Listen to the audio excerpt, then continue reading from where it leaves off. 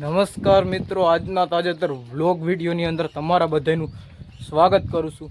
મિત્રો પહોંચી ગયા છે સીધા જ મેળી ઉપર અને અત્યારે જો મસ્તનો ઠંડો પવન વહી છે અને કાલે હતી આપણે રામાપીરની બીજ એટલે કે અષાઢી બીજ હતી અને બીજના દિવસે આપણે અહીંયા રામદેવ પીરનું મંદિર છે અને રામ મંદિર પણ પાસે તો એ બેમાં કાલે ધજા જો ચેન્જ કરી નાખી હતી।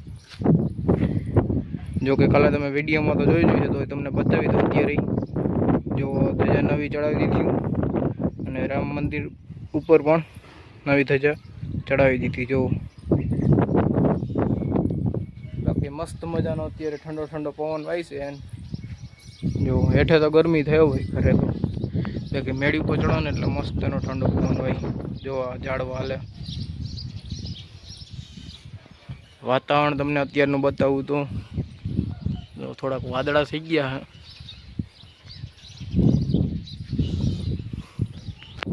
અત્યારે આપણે વાડીનો ડ્રેસ પહેરી લીધો છે એટલે કે જો ટોપી બોપી પહેરાઈ ગયો અને વાડીનો બુસ્કોટ ને બધું છે એટલે વાડીનો ડ્રેસ પહેરાઈ ગયો છે। હવે સીધું નીકળવાનું છે આપણે વાડીએ અને વાડીએ નીકળવા પહેલાં આપણે જવાનું છે એક મંદિરે એટલે કે નેવરિયા બાપાનું નાનું અમથું મંદિર છે તો ત્યાં આપણે જવાનું છે અને દર્શન કરવાના છે નેવરિયા બાપાના। અને ત્યાર પછી એક મગફળીમાં ખળ બળને ઉપાડશું એટલે બપોર થઈ જાય એટલે બપોર સુધી આપણે જવાનું છે નેવરિયા બાપાના દર્શન કરશું અને પછી ખળ ઉપાડશું। તો ચાલો હવે સીધા નીકળી જશું વાડી બાજુ। પહોંચી ગયા આપણે નેવરિયા બાપાના મંદિરે અને સીધી જ ભાવિનભાઈ અગરબત્તી કરવા માંડ્યા છે। અત્યારે અગરબત્તી મસ્તની કરી નાખી નેવરિયા બાપાની। હવે આપણે શ્રીફળ વધારી નાખીએ। જો હવે શ્રીફળ એ વધારવા માંડ્યા ભાવિનભાઈ।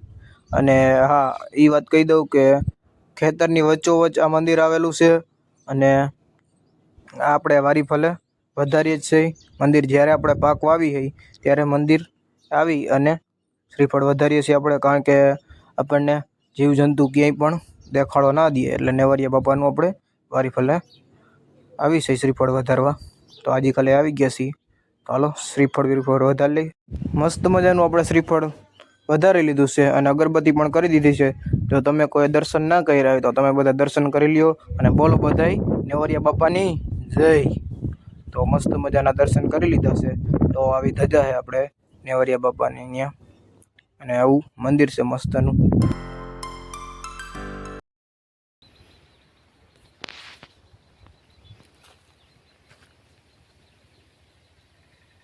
તો ફાઇનલી મિત્રો અત્યારે આપણે મસ્ત મજાના નેવરિયા બાપાના મંદિરે ગયા હતા। નાનું અમથું મંદિર હતું પણ મસ્ત મજાના આપણે દર્શન કરી લીધા છે। દર્શન કરી શ્રીફળ વધારી ત્યાર પછી આવી ગયા છે આપણે વાડીએ। અને વાડીએ પહેલાં તો તમને બતાવી દઉં કે ચોમાસા પછી આવડા ઝાડવા જેવો કેવા મસ્ત મજાના થઈ ગયા છે। પહેલાં આપણે તમને બતાવી તો પહેલાં હવે આપણે જામફળી વાવેલી છે એ જો અવળી બધી થઈ ગઈ છે હાઈ ક્લાસ થઈ ગયો, કારણ કે વરસાદનું પાણી પડ્યું મીઠું પાણી હોય એટલે મસ્ત મજાની થવાની જ છે ઓટોમેટિક। પછી આપણે તમને બતાવીએ તો આ છે સીતાફળી અને સીતાફળી જેવો બધાય આ છોડ છે એના કરતાં બધાય છોડ કરતાં મોટી છે। અત્યારે આમાં હજી સીતાફળ તો નથી આવ્યા પણ હારામાં હારી થઈ ગઈ છે। જો તમે હવે આ બાજુ આવો, આ બાજુ તમને બતાવી તો આ છે લીંબુડી અને જે મોટા લીંબુ આવે સંતરા લીંબુ આપણે જેને કહી છીએ એવડી એ લીંબુડી છે। આ જો મસ્ત મજાની થઈ ગઈ છે જોઈ લ્યો। જેમ આપણે વરસાદનું પાણી પડે ને એમ ગમે એ પાક હોય ગમે એ છોડ હોય વૃક્ષ હોય જેમ વરસાદનું પાણી પડે ને એમ સારું જ થતું જાય રેડી।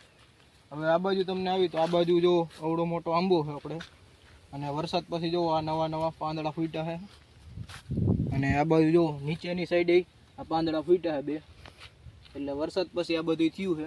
અને આ બાજુ જો અહીંયા છોડ વાવ્યા થોડાક મગફળીના અલગથી આપણે। હવે જો આ બાજુ એક સીતાફળી છે બીજી આ એ હારામ હારી થઈ ગઈ છે એટલે બધા ઝાડવા હાઈ ક્લાસ થઈ ગયા અત્યારે। અને અત્યારે આપણે તમને મગફળી બતાવી, મગફળી જોવો ભાઈ બતાવો।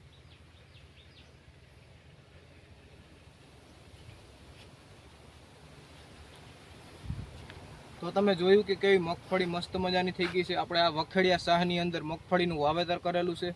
મગફળી હાઈ ક્લાસ થઈ ગઈ છે અને મગફળીમાં આપણે એકવાર હાથી પણ હાંકી નાખ્યું છે અને અત્યારે ક્યાંક ક્યાંક મોટું મોટું ખડ છે તો એ આપણે ઉપાડવાનું કામ કરવાનું છે.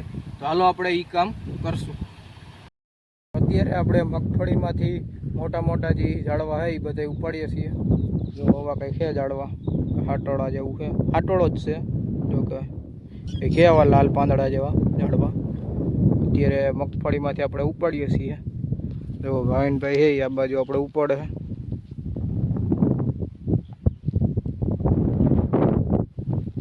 જે મોટા મોટા હોય એ ઉપાડી જવાના આપણે. ચાલો ઉપાડવાનું ચાલુ કરી દઈ.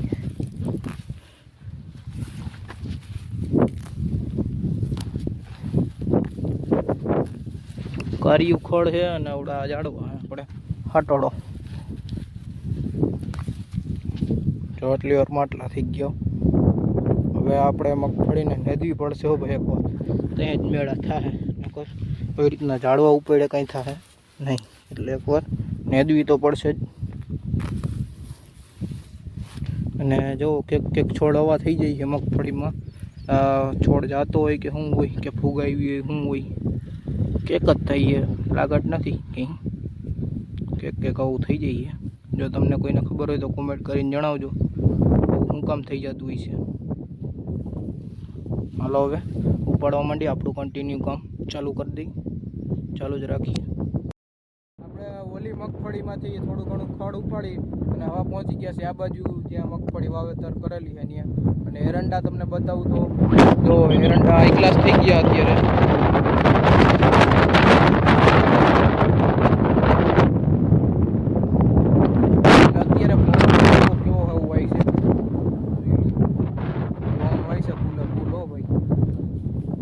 વિડીયોમાં અવાજ આવતો જશે તો કહી શકું. બાકી મગફળી જુઓ આપણે દવા છાંટી છે ત્યાંમાં ઈડની.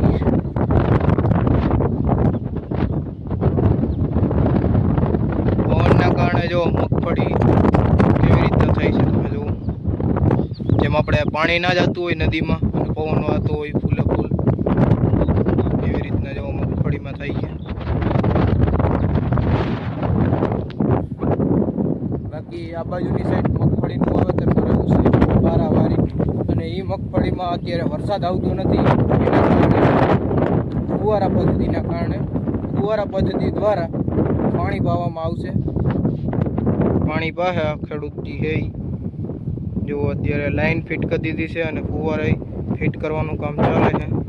વરસાદ થતો નથી એટલે તો પાણી તો બહુ જ પડે મગફળીમાં. એમ તો હાલે નહીં પાણી વગર તો, એટલે ફુવારા પદ્ધતિ દ્વારા પાણી હાલશે.